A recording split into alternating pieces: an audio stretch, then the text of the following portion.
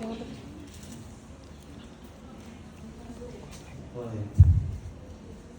Kezia, apa kabar Kes? Baik. Boleh Kes disapa-sapa dulu teman-teman. Halo teman-teman semuanya. Bersemangat halo teman-teman. Kenalin, aku Kezia Aurelia. Kalian bisa panggil aku Kezia. Aku dari jurusan kimia. Teman-teman di sini ada yang mau masuk kimia? Kok kayak ragu-ragu gitu ya? Ya, pokoknya semoga ya dengan kalian kenal kakak-kakak di sini bisa menumbuhkan motivasi lebih lagi buat masuk UI. Amin. Amin. Oke, sekali lagi tepuk tangan teman-teman untuk Kezia. Silakan Kezia. Kita langsung mulai aja kali ya, sesi talk show. Kita ngobrol-ngobrol aja, santai aja tadi. Ya dong, sekali. Oke, mungkin aku mau mulai dari pertanyaan paling basic dulu kali ya kayak. Ini kan teman-teman juga masih banyak kayak punya mimpi untuk bisa melanjutkan kuliah di FIPA UI atau bahkan di UI gitu. Mungkin di jurusan lain atau di fakultas lain juga. Dan untuk masuk ke tingkat universitas itu kan ada banyak jalur masuk. Mungkin cerita-ceritanya juga banyak. Jadi mungkin boleh di-sharing dulu nih Kak. Dari Kezia dulu mungkin boleh di-sharing gak guys? Kira-kira waktu dulu awal persiapan masuk UI itu gimana? Masuk lewat jalur apa? Dan kira-kira apa yang waktu itu dilakukan gitu? Bagaimana usaha-usahanya dalam akhirnya mencapai di titik sekarang jadi mahasiswa kimia UI 2021? Waduh, ini kayaknya sharing agak berdarah-darah ya dulu perjuangan masuk UI ya. Kayak yang teman-teman tahu masuk UI itu sebenarnya penuh perjuangan, ya nggak? Setuju nggak? Setuju nggak? Setuju banget. Karena dulu aku tuh nyoba lewat SNM, jadi teman-teman tahu ya SNMPTN dulu namanya SNMPTN. Dan waktu itu sebenarnya aku kurang wise untuk milih jurusannya. Aku masih yang penting UI deh gitu, tapi belum tahu mau jadi apa gitu. Nah singkat cerita karena nggak wise, ya udah aku nggak lolos dong. Nah dari situ aku mencoba untuk introspeksi diri gitu. Kayaknya aku terlalu sombong nih, aku juga kayaknya kurang belajar. Nah saat itu akhirnya aku mempersiapkan untuk SBMPTN atau TBK teman-teman, dan itu aku lakukan belajarnya itu kan kalau pagi itu zamannya online class ya waktu itu ya. Pagi sampai sore itu online class SMA, terus sore sampai malam itu latihan TBK, dan itu capek banget sih jujur. Tapi ya syukurlah perjuangannya bisa membuahkan hasil. Berarti pejuang SBMPTN ya, betul? Pejuang SBMPTN. Waktu itu emang milih kimia pilihan pertama, pilihan kedua, atau pilihan keberapa nih guys kira-kira kalau waktu UTBK ya? Waktu UTBK kimia pertama, teknik kimia kedua. Oke, kira-kira boleh sharing nggak guys? Kenapa waktu itu akhirnya pilih kimia UI gitu untuk menjadi pilihan pertama di UTBK? Emang udah tahu kah kimia UI itu seperti apa? Pernah dengar cutting yang ada di sana atau gimana? Nah, ini buat teman-teman yang belum tahu nih, kimia itu terakreditasi unggul teman-teman, kimia UI ya. Jadi buat teman-teman yang tadi kepengen nih masuk kimia, gak usah ragu lagi karena kimia ini udah terakreditasi oleh RSC. RSC itu Royal Society of Science. Jadi memang udah diakui lah di tingkat internasional kalau kimia UI itu bagus. Jadi jangan ragu lagi. Oke, berarti emang dari awal mau masuk tuh udah riset dulu ya. Ini akreditasi dari jurusan seperti apa? Dan ternyata kimia UI termasuk yang akreditasinya unggul ya. Oke, boleh tepuk tangan teman-teman untuk kimia UI luar biasa. Oke, kalau dari Kak Gevira Kak, kira-kira boleh di-share nggak Kak? Ini kira-kira statistika ya berarti ya. Statistika ini pilihan keberapa dan gimana waktu itu perjuangan untuk bisa masuknya? Dan keluarnya mungkin ya? Dan gimana perjuangan untuk keluarnya juga kali ya? Oke, aku lumayan berbeda sih dari Kezia. Kalau kamu tadi SBM ya berarti. Aku lewat jalur mandirinya UI, PPKB tapi teman-teman ada yang tahu PPKB apa? Belum? Oh belum tahu ya? Ada yang tahu, ada yang nggak nih KP-nya? Oke, jadi PPKB itu salah satu jalur mandiri di UI juga, tapi bedanya lewat ya semacam jalur undangan lah. Jadi pakai rapot juga teman-teman, kayak SNMPTN, tapi ini mandirinya UI. Dan selain kalian ngasih, selain dinilai dari rapot, kalian juga perlu bikin esai. Aku nggak tahu sih sekarang masih sama atau enggak ya? Sama ya? Oke, berarti masih sama. Dan perjuangan aku untuk bisa masuk statistika, sejujurnya aku cuma lewat PPKB aja sih. Jadi alhamdulillah waktu itu bisa langsung keterima lewat jalur PPKB masuk statistika, dan memang itu jurusan yang aku inginkan. Sebetulnya tadinya aku pengen masuk matematika, Cuma jadi matematika sama statistika itu cukup berbeda ya teman-teman. Kalau matematika itu kalau yang aku lihat mungkin lebih ke teorinya itu lebih mendalam gitu ya, lebih mainin rumus dibandingkan statistika. Tapi kalau emang teman-teman lebih suka matematika ya juga nggak masalah gitu ya. Tapi kalau teman-teman suka belajar tentang peluang, probabilitas, memprediksi sesuatu, aku rekomendasiin ke statistika sih. Jadi pengaplikasian matematika yang lebih praktis gitu ya, tadi itu diterapin di statistika gitu. Iya. Oke, berarti emang dari SMA tuh emang udah suka banget sama matematika atau gimana Kak? Karena aku bukan yang suka matematika sih sejujurnya. Dan aku ya. Aku aja. Bener, aku dulu ikut kumon, ada yang ikut kumon. Biasanya lulusan kumon tuh abis itu pasti kayak ngerasa, aduh suka banget nih gue sama matematika, kayak ngerasa jago. Harusnya Kumon bisa masuk sponsor juga ya, Tolong kumon ya, ada yang streaming. Soalnya teman-teman aku juga banyak yang lulusan kumon terus masuk jurusan matematika atau statistika atau aktuaria. Jadi kita sama lah, perjuangannya pernah ikut kumon. Berarti emang udah ada minat di matematika dan statistika, makanya habis itu memilih jurusan itu gitu Pak? Iya, dan siapa sih yang mau masuk UI gitu ya, statistika UI. Terus aku juga sempat ada karena waktu itu aku bikin esai ya untuk PPKB. Jadi aku waktu itu nyarinya siapa ya tokoh yang terkenal gitu dari lulusan statistika, dan ternyata ada salah satu lulusan statistika UI yang pernah jadi ketua BPS. Dan waktu itu bayangan aku kayaknya keren nih kerja di BPS gitu ya. Itu salah satu yang lumayan menginspirasi aku sih waktu itu ya, waktu aku SMA.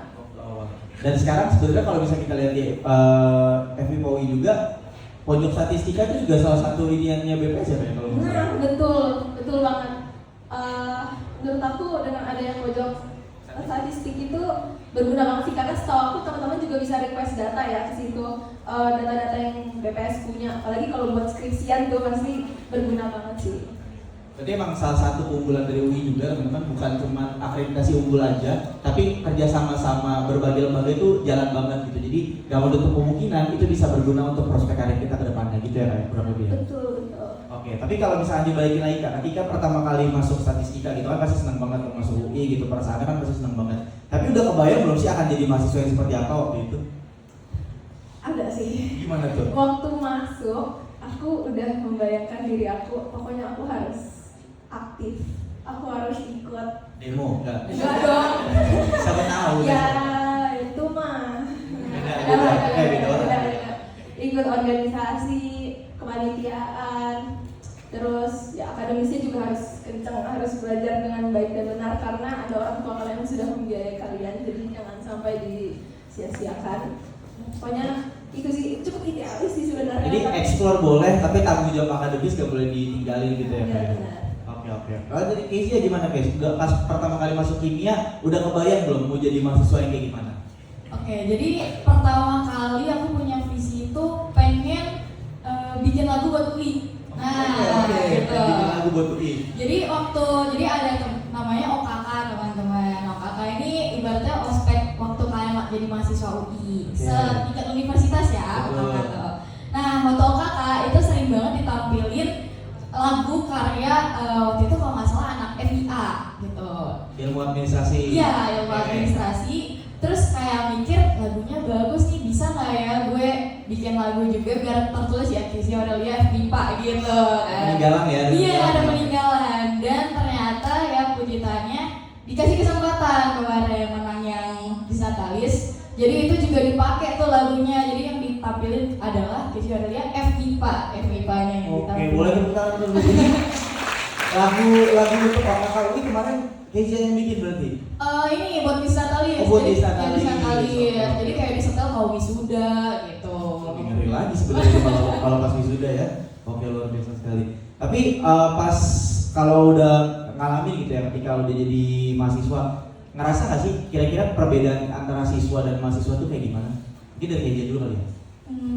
Kerasa sih, lebih tepatnya kerasa kalau lagi belajar. Kalau dulu waktu SMA kan kayaknya bisa gampang tuh dekat sama guru, namanya bagus ya kan. Tapi kayaknya kalau di kuliah harus dengan effort sendiri gitu loh. Dan kalau ngerasa lagi kurang bisa nih ngajar materi, ya harus bisa ngajar materi sendiri gitu. Jadi nggak bisa lebih apa ya, lebih kurang inisiatif gitu. Kalau waktu SMA kan sukanya kayak yaudahlah ikut teman gitu. Berarti kalau SMA, kalau pas siswa tuh lebih ke nunggu, tapi ini lebih ke inisiatif Iya, kan? betul, Inisiatif. kayak gitu sih. Tapi apa akademis di kimia UI semenakutkan itu, guys?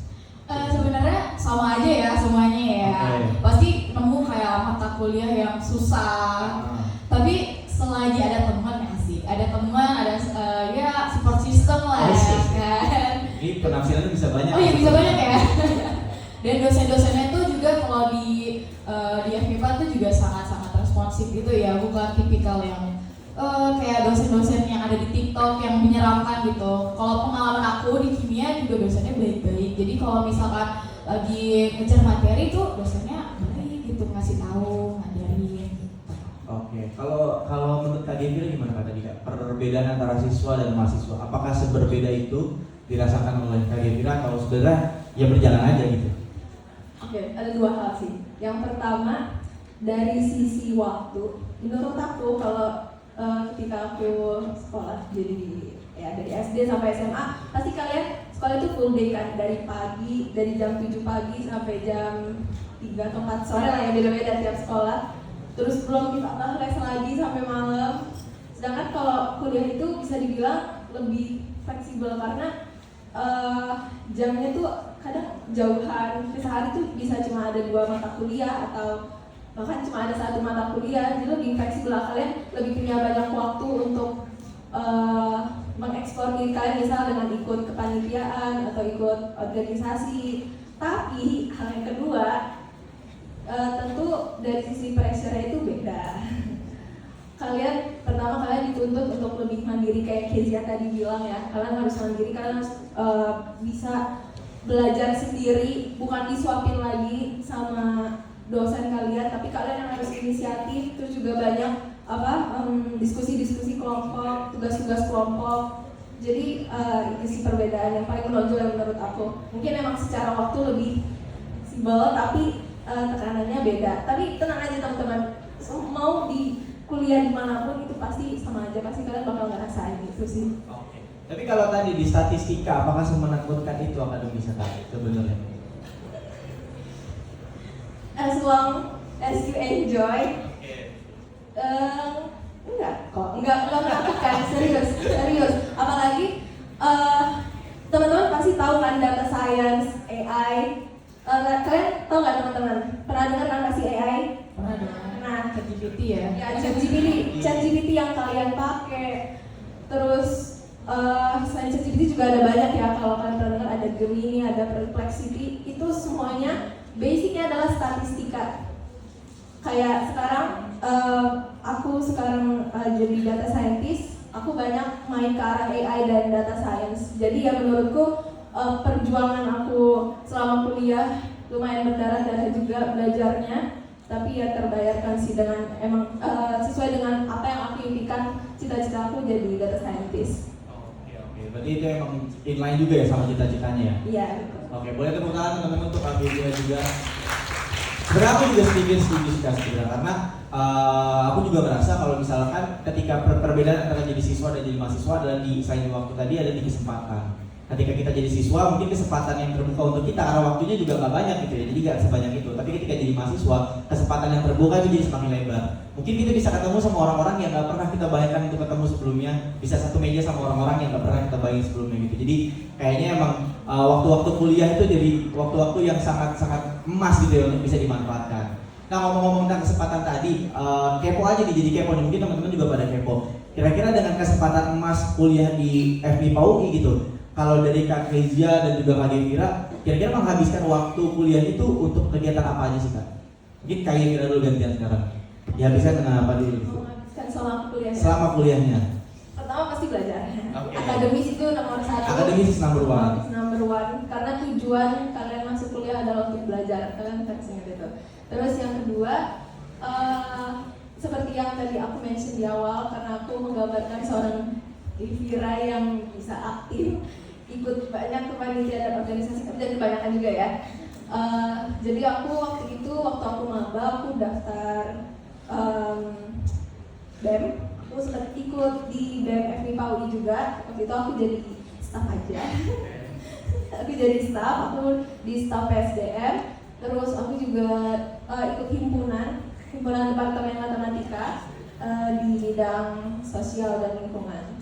Terus sempat ada ikut lumayan banyak kepanitiaan juga sih waktu itu. Jadi waktuku banyak kepake di situ selain dari akademis kalau di awal-awal masa kuliah.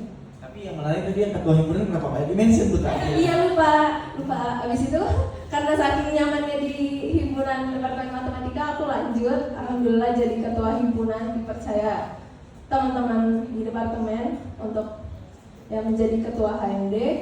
Itu juga menurutku sangat memorable karena aku belajar banyak banget hal yang kepake di dunia kerja, terutama dari soft skillnya ya, gimana aku bisa belajar untuk berempati dengan orang lain. Maksudnya empati itu kayak gimana gue bisa memposisikan diri gue ketika ngobrol sama si ini harus gimana, karena kan karakter orang tuh beda-beda ya. Dan ketika sekarang aku masuk kerja, ya itu kepake banget gitu ya, karena orangnya beda-beda, apalagi ternyata mereka juga senior aku gitu. Jadi aku lebih tahu bagaimana harus bersikap, terus juga terlatih untuk bekerja sama dengan orang lain, terus berkomunikasi, terus rasa percaya diri untuk mempresentasikan sesuatu, dan masih banyak lah teman-teman. Jadi menurutku kuliah itu jangan hanya belajar dari sisi akademis saja, tapi kalau bisa kalian eksplor diri kalian juga untuk soft skill kalian, entah bisa berorganisasi atau kepanitiaan, atau di UI dan tingkat fakultas juga kan ada UKM yang bisa diikutin juga sih.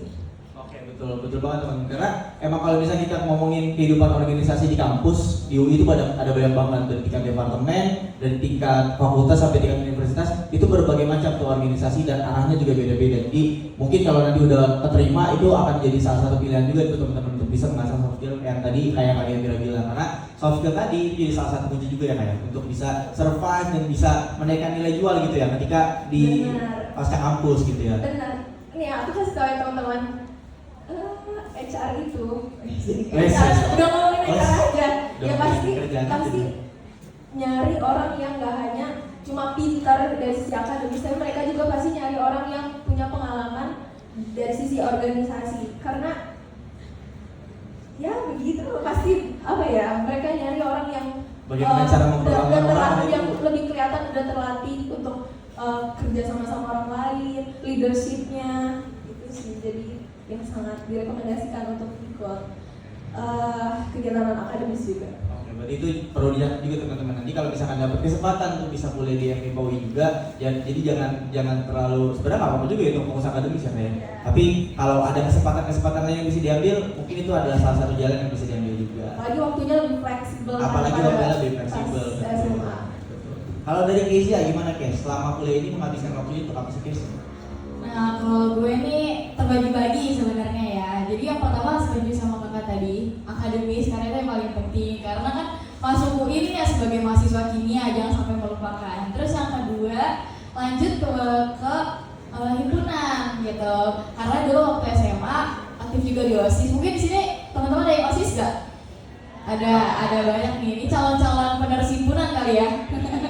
Nah, jadi di himpunan, karena dulu aku OSIS itu juga memang megangnya di bendahara ya dulu. Jadi waktu himpunan juga ngambil bendahara juga gitu. Jadi memang gak terlalu jauh gitu.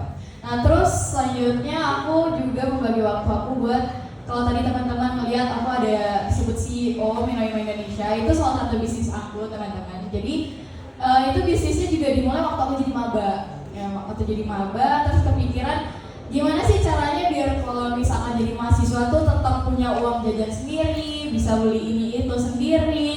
Ya awalnya berawal dari hal-hal kecil, coba-coba, terus juga promosiin juga nih ke teman-teman sekolah, teman-teman kuliah juga. Dan situ sih kadang memang masih struggle buat bagi-bagi waktunya, apalagi waktu untuk istirahat. Bisa itu yang dikorbankan. Iya, itu yang dikorbankan. Kan ada segitiganya itu ya. Jadi kalau misalnya satunya itu istirahat, satunya belajar, satu lagi organisasi gitu. Tapi ya sambil belajar. Oke, berarti dua hal itu ya sebenarnya. Jadi bahkan sebenarnya dari awal itu udah punya bisnis sendiri. Boleh diceritain nggak? Kira-kira bisnis apa nih? Bisnis. Mungkin sekalian promosi. Oh iya, sekalian promosi. Ini teman-teman pada tahu nggak sih bunga hand bouquet Kayak tahu dong. Apa jangan ada yang sering dikasih pacarnya nih? Ngaku siapa yang dikasih. Jadi hand bouquet ini aku kembangin teman-teman. Jadi misalkan ada yang bentuknya bisa ditaruh meja, bisa ditaruh di depan pintu gitu. Jadi lebih ke inovasi sih gitu. Oke, berarti luar biasa ya, begitu dari awal maba sebenarnya udah punya potensi untuk bisnis sendiri gitu ya. Oke, luar suka biasa. jualan memang dari Memang kecil suka ya. jualan. Boleh tepuk tangan teman-teman untuk Kak Kezia. Ngomongin tentang bisnis, ngomongin tentang jualan, ngomongin tentang gimana nanti cari kerja gitu. Ini kayaknya sebenarnya menarik nih, karena kalau kita ngomongin kenapa masuk UI, mungkin salah satunya adalah tadi akreditasi gitu. Emang bagus, kampus yang nama dan sebagainya. Tapi pasti yang alasan utamanya adalah kita pengen cari kerja juga kan, cari kerja lebih mudah. Tapi untuk tadi kan di CV juga kelihatan nih pengalaman magangnya banyak, pengalaman kerjanya juga udah banyak gitu. Kalau menurut kakak-kakak yang ada di depan, kira-kira kalau masuk UI itu sebenarnya udah ngejamin belum sih untuk bisa dapat kerja dengan gampang? Mungkin teman-teman sih jadi bisa biar lebih tertarik nih bisa masuk gitu. Ini dari Kezia dulu kali yang udah pernah ngerasain magang-magang. Menurut tuh gimana Kes? Apakah lebih mudah gitu dengan masuk UI bawa nama alma mater lebih gampang gitu untuk bisa dapat kerja?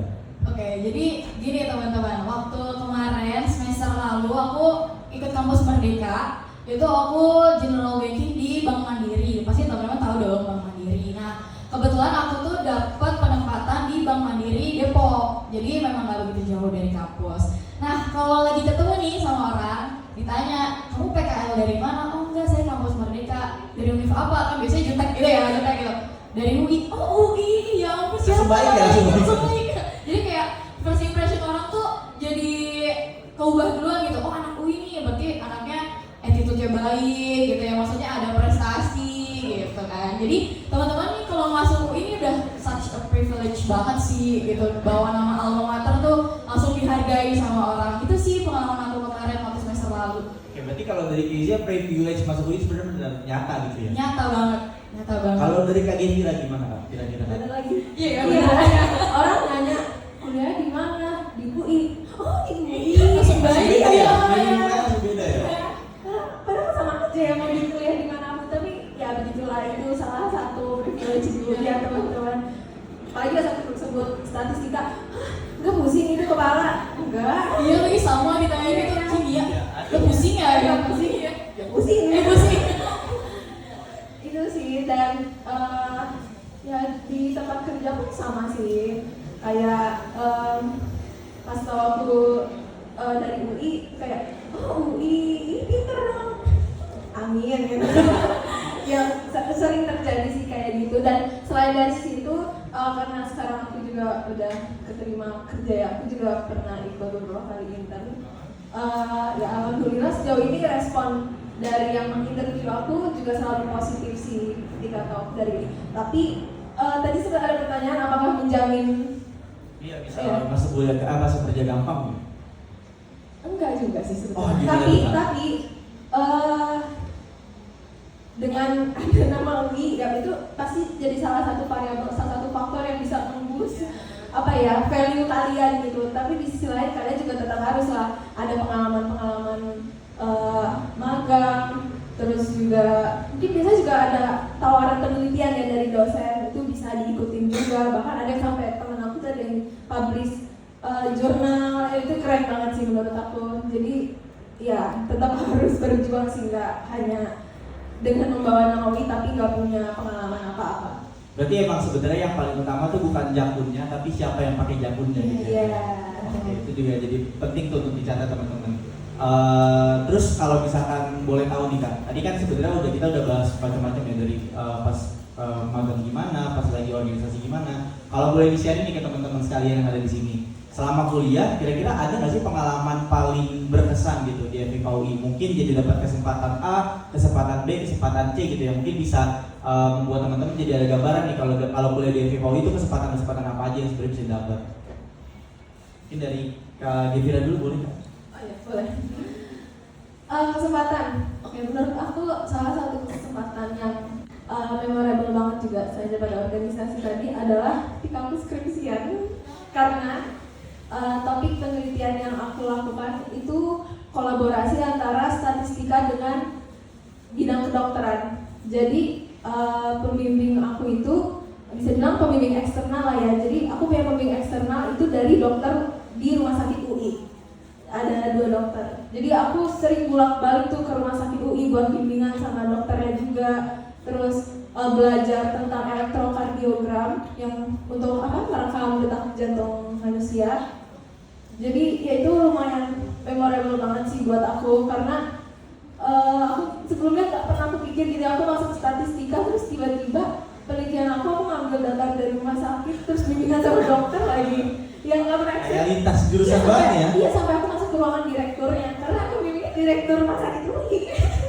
Direktur rumah sakit Iya, langsung ya. itu keren banget sih menurut aku, kayak suatu privilege buat aku karena kebetulan memang beliau yang dokter yang di rumah sakit UI ini emang teman rekan kerjanya dosen yang ada di Departemen Matematika juga, Prof. Al-Hadi namanya. Jadi ya aku manfaatin kesempatan itu. Iya. Balik lagi bisa memanfaatkan privilege dengan baik dan itu bisa jadi salah satu pengalaman paling memorable berarti ya kayak. Iya.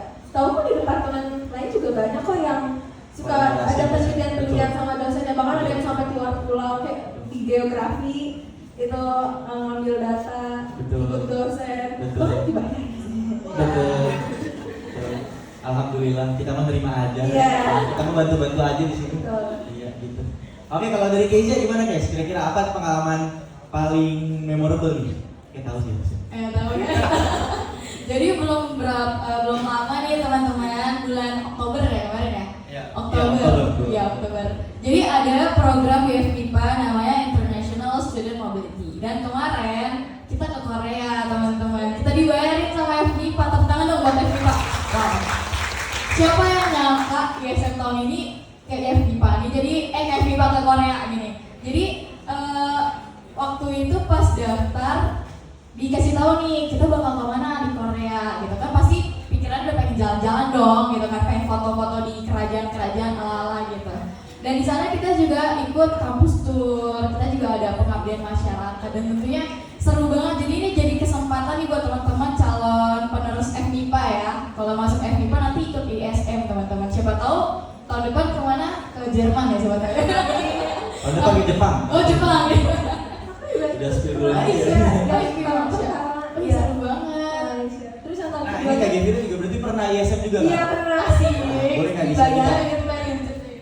Iya, jadi waktu itu kebetulan FMIPA UI baru pertama kali mengadakan ISM itu ya. Terus alhamdulillah aku dapat privilege juga buat ikut program ini, Student Mobility ini ke Malaysia. Jadi ke sana kita mengunjungin beberapa universitas kayak Universiti Malaya, terus Universiti Teknologi Petronas sama Universiti Putra Malaysia, ada 3.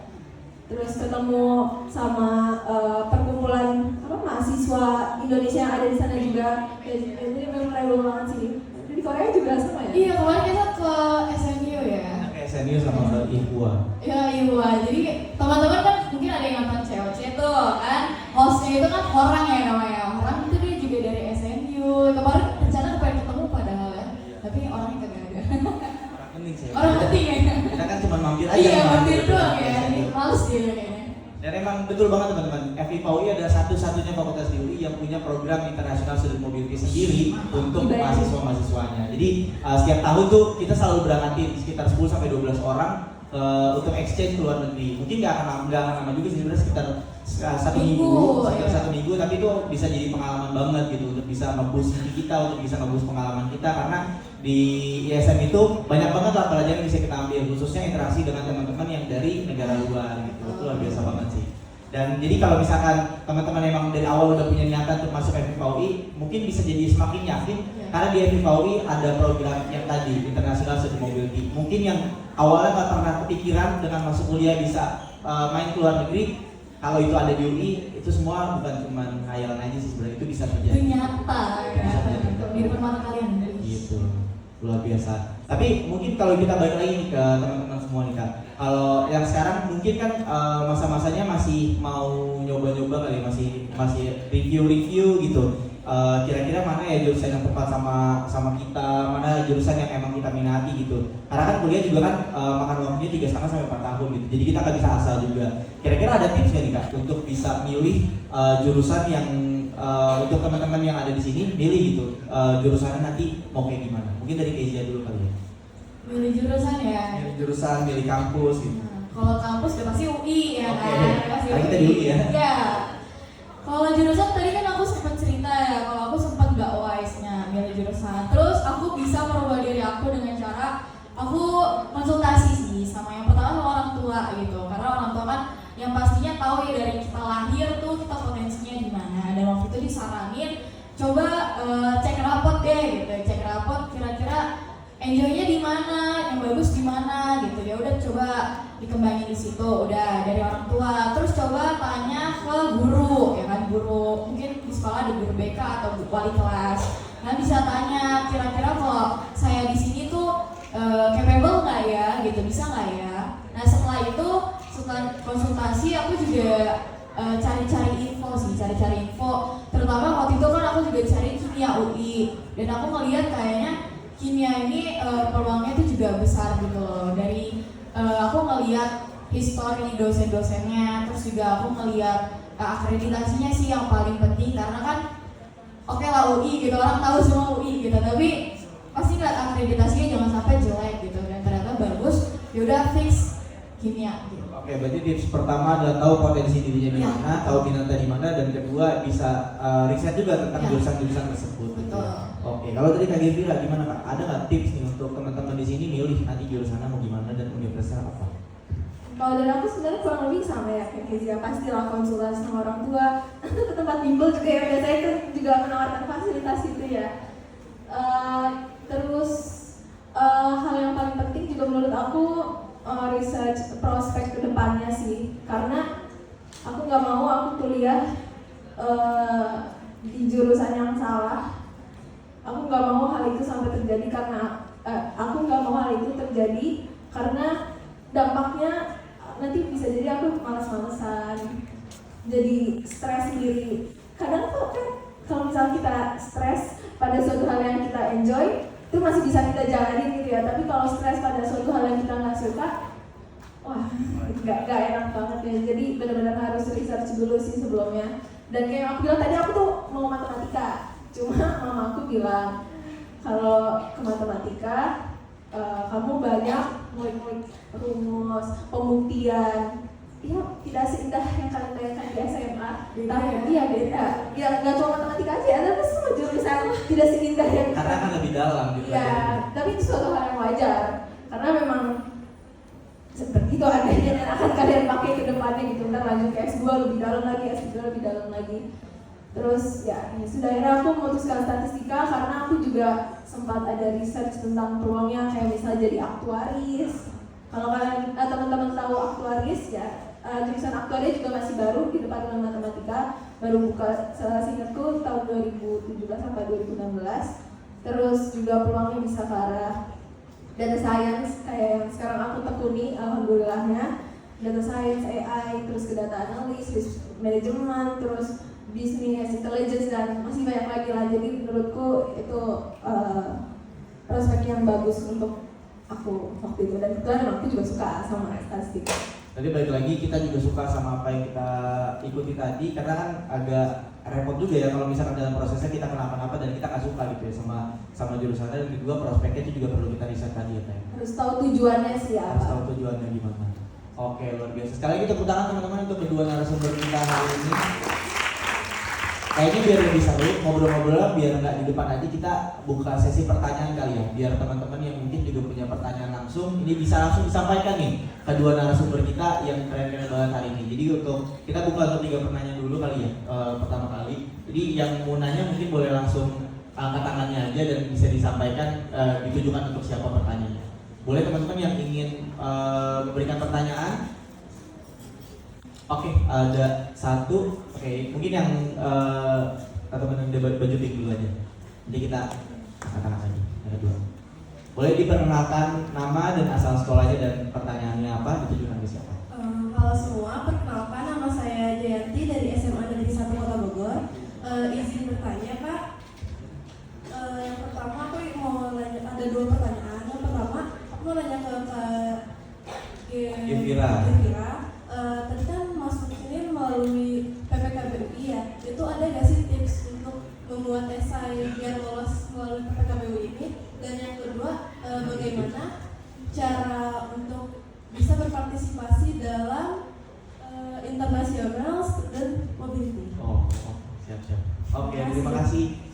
namanya, sorry?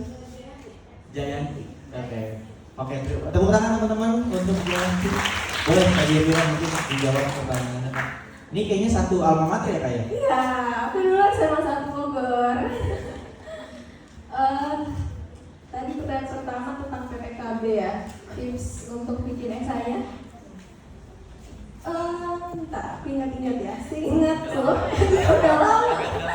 Tapi nggak apa, kayak masih ingat sih, karena itu lumayan memorable, agak kasus-kasus ngerjainnya waktu itu. Sempat ada konsultasi juga sih sama guru pas selama proses kerjaan sampai udah jadi. Seingatku, aku itu bikin esainya itu yang pertama aku kayak ngejelasin ya background aku, kayak jelasin kalau aku tuh ini bahasa kasar aja ya, nanti bisa diaplikasikan sendiri gitu. Kayak aku suka banget gitu ya sama matematika. Aku pernah les kumon, aku mention, aku les kumon sampai level apa aku sebut. Terus ya aku bilang aku tuh kalau belajar matematika aku tuh senang gitu. Itu aku kayak agak menjilat gitu ya. Nah terus abis itu tadi aku suka ada mention tentang ketua BPS juga ya. Nah itu aku tulis juga kayak aku mention orang yang aku inspirasikan untuk masuk statistika itu siapa gitu. Aku yakin nggak cuma ketua BPS itu aja, ada banyak masih lulusan statistika lain yang keren-keren yang bisa kamu mention kayak saya terinspirasi dari beliau yang bisa sukses menjadi ini sehingga ya saya ingin masuk ke statistika UI dan saya yakin pengalaman saya bla bla bla bisa menjawab saya untuk masuk ke statistika UI gitu. Misal gitu ya, ini kalau buat statistika, buat yang lain juga sama, rangkanya bisa gitu.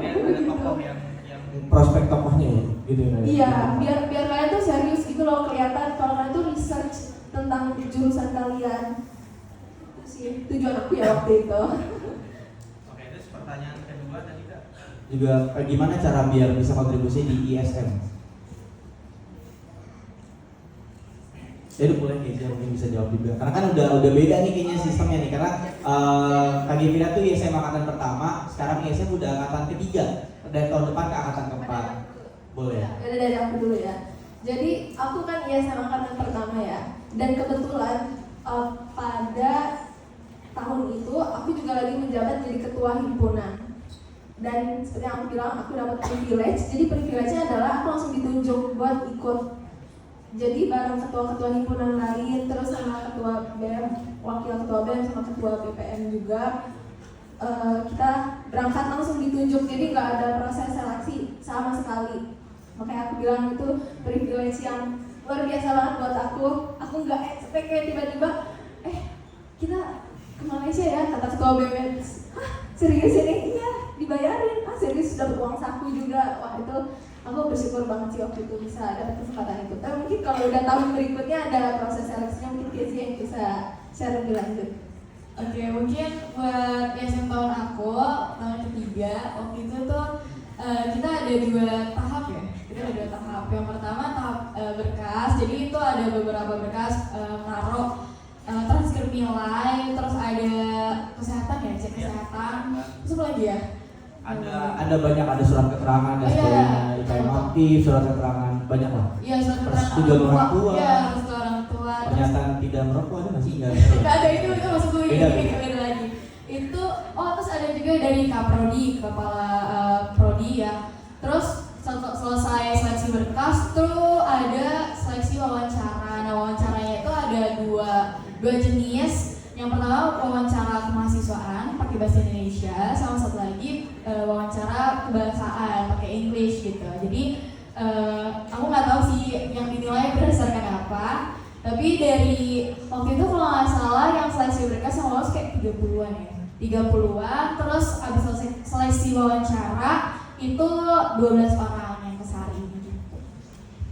Jadi keaktifan di Mahasiswa juga jadi salah satu Iya. poin juga nanti penilaian, dan juga kebahasaan tadi ya, kemampuan dalam berbahasa Inggris juga jadi salah satu penilaian di ISM.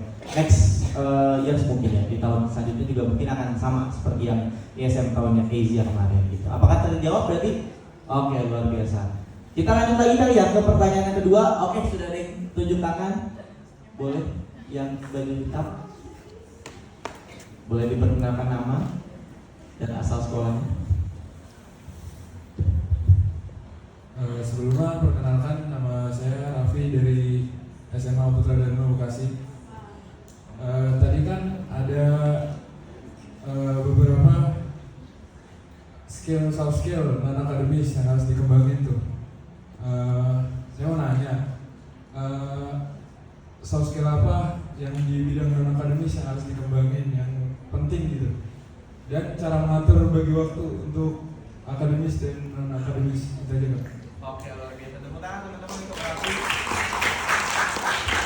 Mungkin boleh nih gantian dari Kezia dulu kali ya sekarang jawabnya. Apa kakak dulu ya? Oh boleh.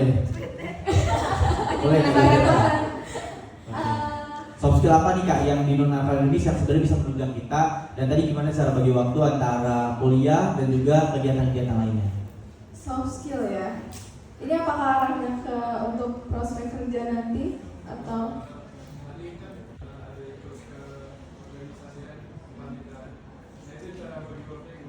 bagi waktunya? Cara bagi waktu ya. Oke, waktu itu aku tuh lagi sibuk-sibuknya di semester awal sih kayaknya ya. Waktu itu ikut HMD, ikut BEM, kepanitiaan, ada 4 kayaknya. Sejujurnya waktu itu emang lumayan capek sih. Makanya aku juga kasih tahu teman-teman ya, kalau bisa ikut organisasi atau kepanitiaan sesuai dengan kemampuan kita. Jangan FOMO, jangan FOMO. Waktu itu mungkin karena aku lagi zaman COVID kali ya. Jadi kayak ngerasa ini online nih, kelasnya online, terus ya jadinya pengen ikut semua karena teman-teman aku juga pada daftar. FOMO lah gue. Daftarnya lumayan banyak. Dan teman aku ada bahkan yang lebih banyak lagi dia ikut kepanitiaannya.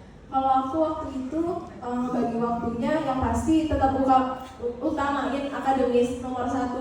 Gimana pun caranya, mau ada tugas deadline besok harus dikelarin, nggak boleh dengan alasan ada rapat kepanitiaan, rapat organisasi. Jangan pernah menyingkirkan akademis kamu. Bahkan kalau sampai ketuanya atau ketua bidangnya apapun itu ngelarang kayak nanti dulu, jangan marahin. Itu toksik Ya, ya. toksik, jangan.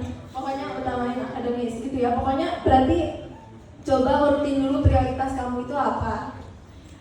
Yang pasti 1 akademis. Terus yang kedua, karena aku waktu itu ikut organisasi kepanitiaan lumayan banyak, itu juga harus aku urutin prioritasnya. Mana yang lebih aku prioritasin. Berarti waktu itu aku lebih memprioritaskan organisasi sih waktu itu.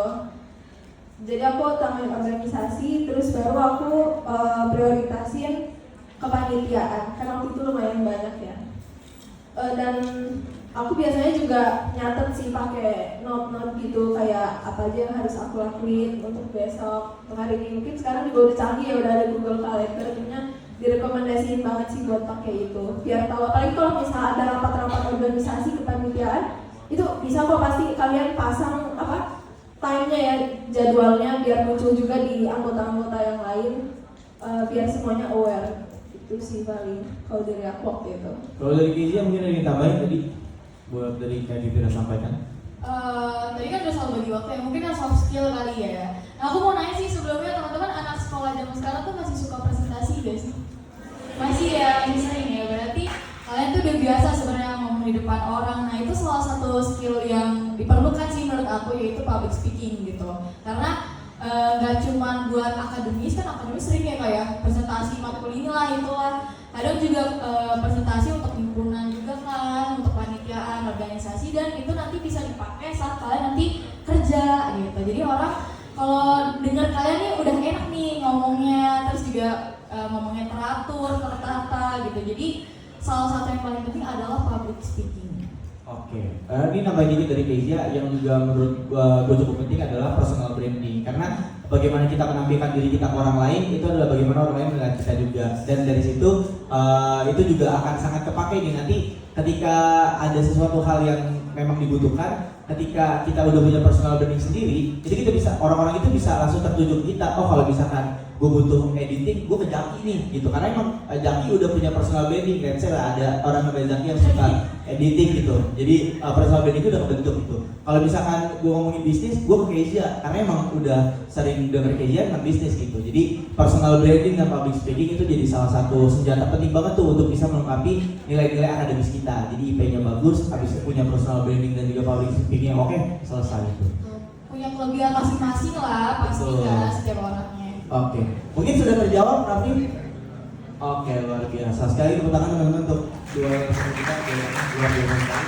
Terakhir, pertanyaan terakhir, mungkin oke langsung cepet sekali ini. Yang di tengah, Keduluan kayaknya ya. yang di tengah boleh dibantu teman-teman panitia. Yang ini.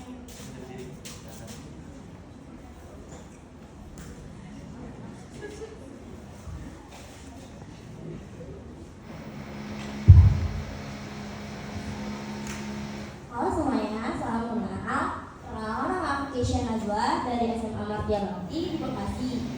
Di sini aku mau izin nanya ke Kak Kezia sama Pak. Maaf ya Pak.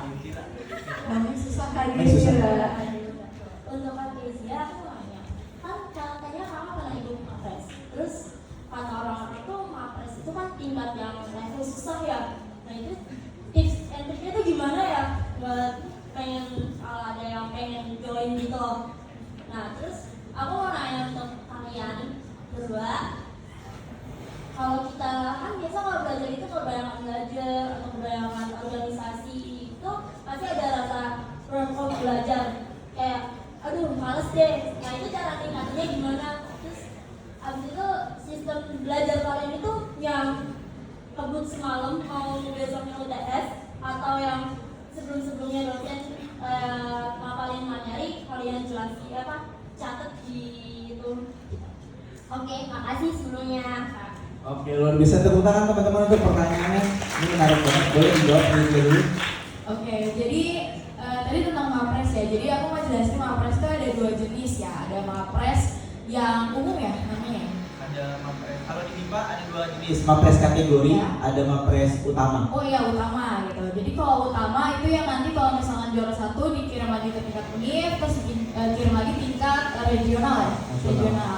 Nah kalau aku kemarin Mapres yang kategorial. Jadi kalau di FIPA itu kategorial ada 4, ada seni dan budaya, sosial lingkungan, kewirausahaan, sama satu lagi olahraga. Nah aku kemarin yang seni budaya gitu. Jadi untuk beberapa berkas-berkas yang dikirim itu aku juga sekalian nyantumin kalau aku pernah ikut lomba ini, lomba itu. Karena dari kecil sebenarnya aku memang orientednya ke seni sebenarnya dari kecil, suka lomba nyanyi, terus fashion show, dance gitu-gitu. Jadi mungkin dari situ ada beberapa pertimbangan gitu. Jadi biar bisa menguatkan sebagai Mapres kategorial tersebut. Nah tapi kalau misalkan yang utama nanti bisa tanya ke siapa tuh? Oke, kalau yang utama mungkin izin nambahin dikit guys. Ya. Kalau yang utama sebenarnya penilaiannya ada beberapa. Yang pertama track record akademis gitu. Seberapa sering teman-teman menang lomba, seberapa sering juga teman-teman dapat penghargaan gitu, bikin jurnal dan sebagainya. Itu dinilai banget.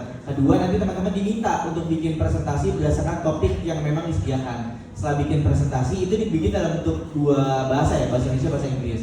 Penilaiannya adalah dari bagaimana teman-teman mempresentasikan. Jadi public speaking adalah penentuan terakhirnya. Jadi tadi track record, materi dan terakhir itu public speaking. Bagaimana cara teman-teman menyampaikan idenya gitu. Public speaking lagi kan? Public speaking Pertimbangan lagi. berarti guys. Ya. Itu kalau untuk Mapres utama. Tadi pertanyaan kedua boleh Jevin? Pertanyaannya tentang cara belajar ya. Cara belajar. Cara belajar apakah kebut semalam misal besok mau UTS atau Cocok ini dijawab sama orang statistika nih, cocok banget.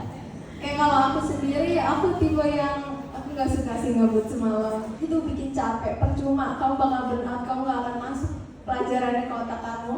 Masuk paling hal pertama. Karena apalagi kalau di statistika, misal kamu kebetulan lagi dapat mata kuliah yang banyak rumusnya, wah jamin tidak akan nempel gitu kalau kamu sebelumnya nggak latihan, terus belajarnya dicicil. Pokoknya kalau misal memang lagi dalam kelas, udah kamu fokus dengerin. Bahkan kadang kita fokus dengerin aja suka nggak ngerti kan, ada bagian-bagian yang ngerti. Apalagi kalau kamu nggak ngeseriusin itu gitu di kelas. Dan setelah kelas pun misal malamnya itu kalau bisa kalau ada waktu kamu review lagi. Pokoknya jangan dipepet-pepetin dengan UTS. Ini nggak cuma buat statistika aja, tapi pasti buat semua mata kuliah. Sama aku nggak suka banget sih kalau buat sistem kebut semalam kayak gitu. Efektif dan melelahkan ya. Iya. Nah terus ada hal kedua yang bisa membantu selama kamu kuliah adalah teman. Kenapa? Karena teman itu orang terdekat yang bisa diajak berdiskusi. Misal aku nggak paham sesuatu, pasti aku nyari siapa? Teman aku kan. Dan selama aku kuliah kemarin, biasanya kita ada kelompok-kelompok belajar gitu, kayak kita belajar bareng, atau bahkan pas lagi zaman COVID pun kita pakai Discord, kita diskusi bareng. Ada teman aku yang volunteer, kayak dia sampai share screen ngejelasin ke teman-temannya, ngutak-ngatik rumus gitu. Jadi ya itulah pentingnya juga buat kamu banyak relasi, banyak teman, karena itu bakal membantu kamu banget sih selama masa perkuliahan. Dan aku benar-benar mengapprove itu. Ya, luar biasa. Tepuk tangan teman-teman untuk jawaban dari kedua narasumber kita. Jawaban tadi juga sekaligus menjadi akhir dari sesi tanya jawab kita. Mohon maaf banget teman-teman kalau misalkan ada yang masih ingin bertanya tapi belum ada waktunya, karena memang kita dibatasi oleh waktu. Tapi sebelum menutup sesi talk show ini, mungkin boleh dari Kezia dan dari Kak Devira ada closing statement atau ada yang ingin disampaikan ke teman-teman yang hadir jauh-jauh bahkan untuk datang ke sini hari ini. Boleh dari Kezia dulu mungkin, boleh closing statementnya. Buat teman-teman nih yang masih nyimak sampai akhir, aku mau ngucapin terima kasih gitu ya. Aku ngeliat ada yang cantik-cantik, ganteng-ganteng ya yang dari tadi nyimak, makasih. Aku mau ngingetin teman-teman, apapun jurusan yang kalian pilih nantinya itu tidak akan membatasi kalian untuk berkarya. Nah ini juga aku terapkan teman-teman. Aku mahasiswa kimia, tapi aku juga berbisnis, aku juga suka bermusik gitu. Jadi kalian gak harus terbatas pada jurusan kalian aja. Terus berkarya, terus semangat, dan terus jadi kebanggaan bagi bangsa dan negara. Asik. Ya. Tadi kita mulai dari Kak Devira, closing statementnya. Ya, mungkin pertama mau makasih dulu juga ya buat panitia yang udah undang aku, undang Kezia juga. Such an honor bisa buat di sini diskusi bareng teman-teman semuanya. Terus juga makasih banyak buat teman-teman semua yang jauh-jauh ataupun yang dari dekat yang udah datang ke sini, udah mau dengerin diskusi kita hari ini, dan bahkan ya dari pagi di sini juga mengikuti acara di Open House. Jujur aku melihat kalian kayak adik-adik aku, karena kebetulan adik aku juga sama kayak kalian persis, dia kelas 12 SMA. Ya jadi aku paham dakdikduksernya mau masuk kuliah. Dia juga lagi lagi bimbang lah, kayak aduh mau masuk mana ya jadinya gitu. Pokoknya sebisa mungkin kalian banyak konsultasi, coba kalian renungin juga kira-kira jurusan apa yang memang benar-benar kalian senangi. Dan kayak kata Kezia tadi juga, jangan terbatas pada jurusan aja, kalian juga nanti harus bisa mengeksplor diri kalian di luar dari jurusan yang kalian pelajari. Pokoknya tetap semangat, aku yakin kalian bisa mendapatkan yang terbaik. Ya, good luck buat semuanya. Semoga bertemu lagi di sini ya.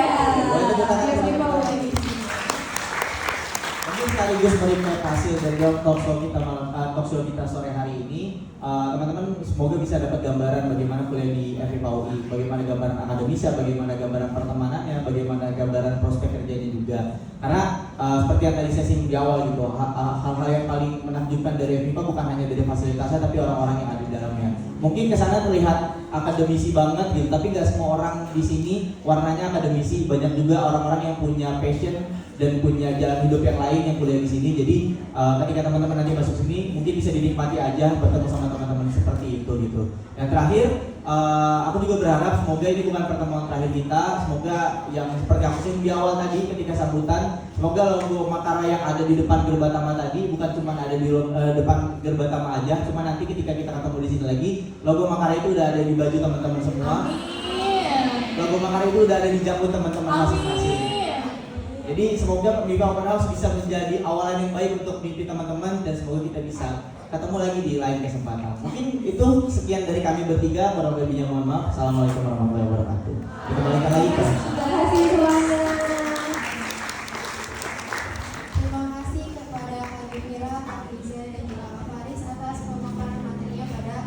show sore hari ini. Boleh